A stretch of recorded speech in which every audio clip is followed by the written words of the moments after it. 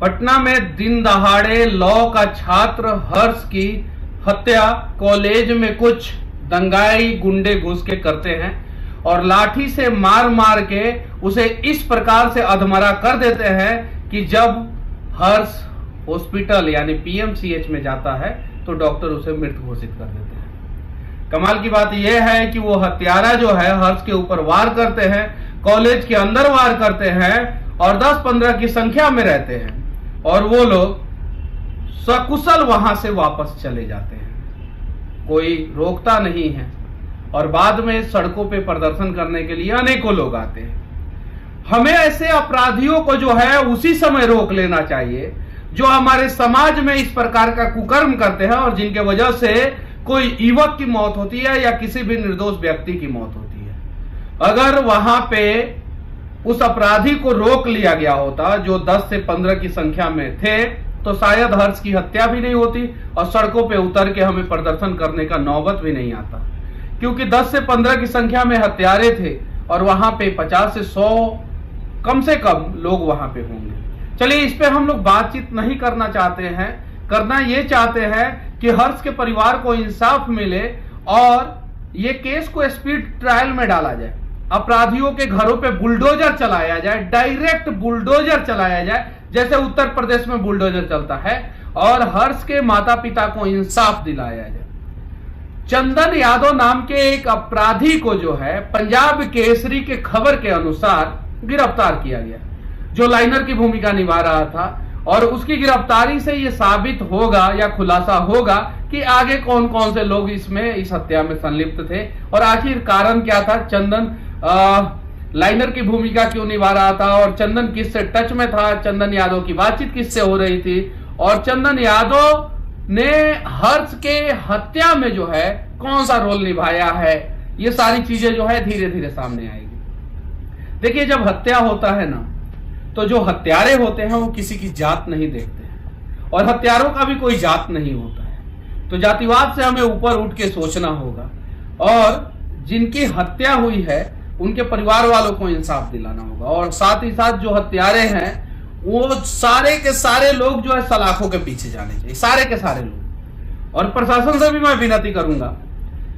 कि speed trial में case डाला जाए और जल्द से जल्द जो है सारे अपराधियों को गिरफ्तार किया जाए, क्योंकि आखिरी चरण में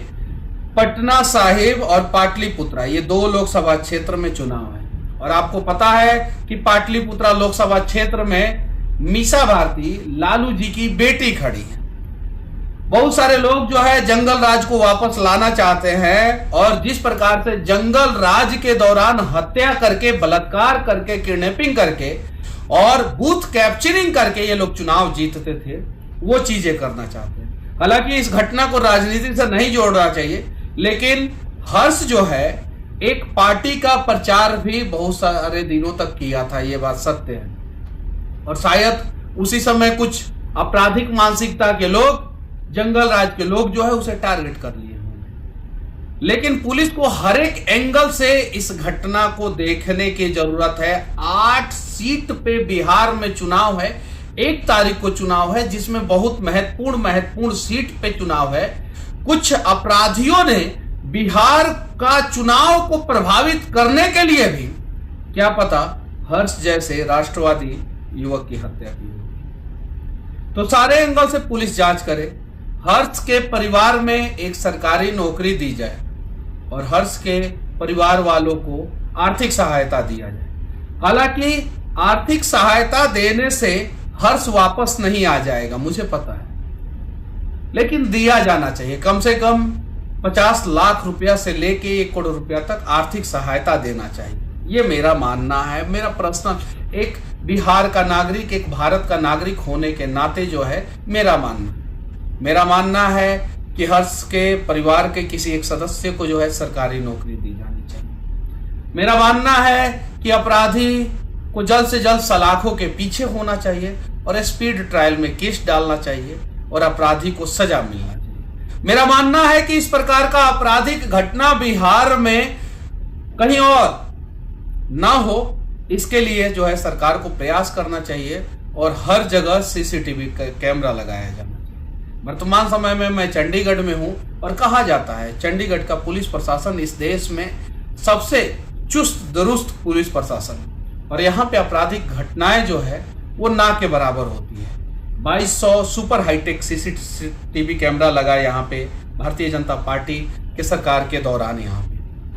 नए नए पुलिस बूथ बने। वैसे ही बिहार में भी हर एक चौक चौराहा पे कम से कम पुलिस वाले खड़े हों। डायल 112 में और सारी गाड़ियां आए और पुलिस में और सारी बहालियां आए। कम से कम 75,000 से 1 लाख नया बहाली पुलिस डिपार्टमेंट में आना चाहिए।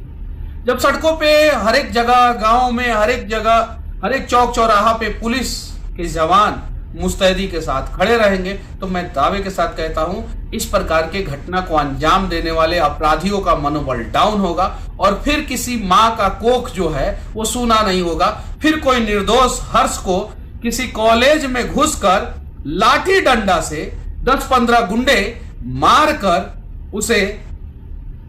भगवान के पास नहीं भेजेंगे। मेरा यह मानना है, एक नेता के रूप में नहीं, एक बिहार का नागरिक के रूप में, कि बिहार में अपराध की घटनाओं पे लगाम लगाया जाए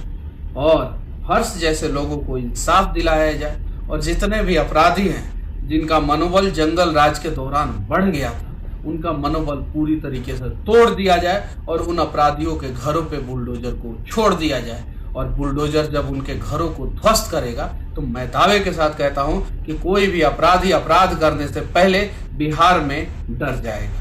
बाकी ये मेरा स्वतंत्र मानना है, स्वतंत्र सोच है। आप लोग क्या सोचते हैं कमेंट करके जरूर बताना, और हो सके तो हर्ष को इंसाफ दिलाने के लिए आप लोग भी अपने तरफ से प्रयास जरूर करना, क्योंकि आज के समय में डिजिटल जमाना है, सोशल मीडिया का युग है और सोशल मीडिया पे भी हम अपनी बातों को स्वतंत्र तरीके से रख सकते हैं, संवैधानिक तरीके से रख सकते हैं, अमर्यादित ना होके मर्यादित तरीके से मर्यादा में रह के रख सकते हैं। बस मैं तो जानता हूं कि मैं हर्ष को वापस नहीं ला सकता, लेकिन मैं इतना तो कर सकता हूं कि हर्ष के माता पिता का दुख दर्द कम करने का प्रयास कर सकता हूं। बस भगवान आप हर्ष को अपने चरण में जगह दें, और बिहार के प्रशासन से मैं विनती करना चाहता हूं कि जो एक अपराधी को आपने गिरफ्तार किया है जल्द से जल्द उससे पूछताछ किया जाए और जल्द से जल्द बाकी सारे अपराधियों की गिरफ्तारी हो और सारे के सारे सलाखों के पीछे जाए। जय हिंद।